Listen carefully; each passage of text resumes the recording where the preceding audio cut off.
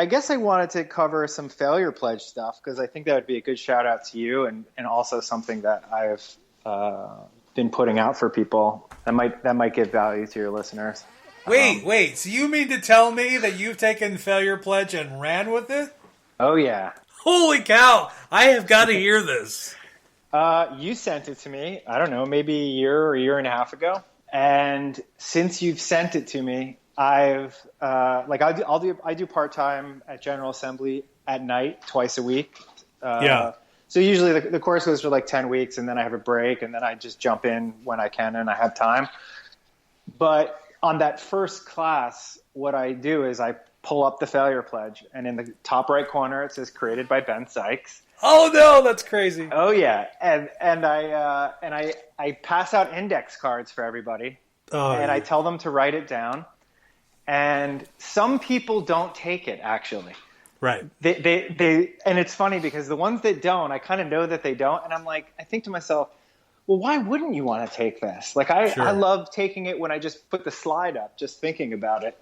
And, but then after they write it, I give them some time in silence to write it. And then I say, now put this in your bag or wherever, and it's yours. And we'll never talk about it again.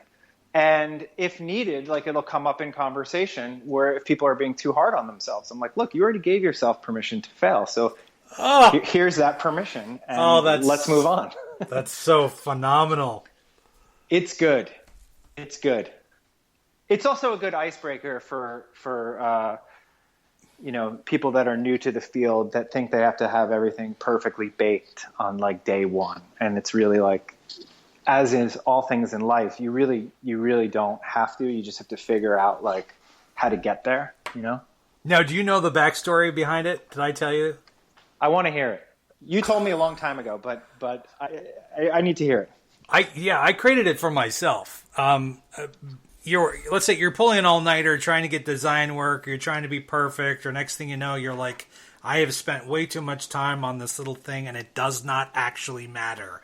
And I was stuck creatively. Like, I have got to get through this and I have a deadline and I was in a pressure situation. I have a note card. I'm like, all right, I give myself permission to fail, screw up and be messy, blah, blah, blah, blah, blah. And I just did this. And I put it on my bathroom mirror, so I had carte blanche. It's like, yeah, I'm a fuck up. Oh, well, you got nothing, so what? It gave me permission to just do whatever. It didn't matter anymore. You know, and I could get it done. The real good work came in the redesign or came in the rewrite or whatever it was, but right. I wasn't stuck. And as a really risky gimmick, at the beginning of a slide for one of the talks I was doing last year, I said, let's see what happens. Right. Oh, God, this is just going to be a disaster. Oh, my God, what am I doing? And I handed out cards, and I was telling myself the failure pledge, like, oh, well, if this fails, so what? Yeah, I think people need that little kick. Because if it doesn't come from them initially, or they're just not wired that way. I mean, look, we're all not wired that way in some or in most scenarios, but I think especially when you're learning something or when you're trying to learn something, it's like, being a designer today, I think the bar is set so high. The work out there is just top level. Like everything looks good. Sure. For the most part, everything feels really usable.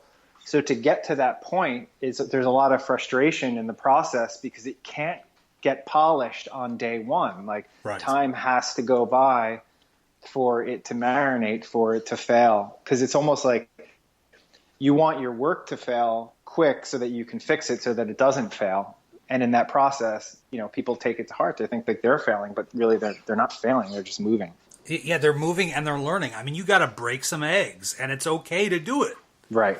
Ryan, I can't begin to tell you like how that made my day. Wow. Oh yeah, that is good. The coolest thing ever, dude. I'm so glad to hear that. I added something at the very end. I think, give me your original ending.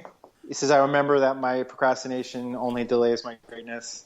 Oh yeah, only delays my greatness, and I'm going to be great. And I know someone later said I'm already great, but I think that was it. Okay, so what I did is I added, So I will remember that procrastination only delays my greatness. And then I added, and I'm going to work hard and be awesome.